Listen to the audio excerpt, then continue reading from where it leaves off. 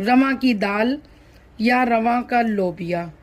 आप सब लोगों ने रेड बीन्स, वाइट बीन्स, आई बीन्स, मतलब काइंड ऑफ बीन्स आपने बहुत बनाई होंगी, लेकिन इसको रवा का लोबिया कहते हैं। और ये मैं आप पकाने लगी हूँ और अब मैं पका के तुहानू दसांगी कि ये मैं कैसा पकाती हूँ। ठीक है, क्या बात है सर, क्या बात है सर, क्या बात, ये बात है।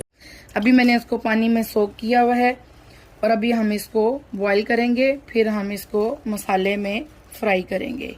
सो इंशाल्लाह मिलते हैं थोड़ी देर के बाद।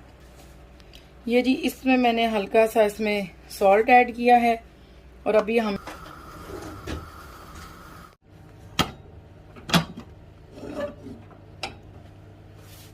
ये जी लोबिया आपका बॉईल हो चुका है। अभी हम इसको इसमें से निकालेंगे और अब मसाला फ्राई करेंगे।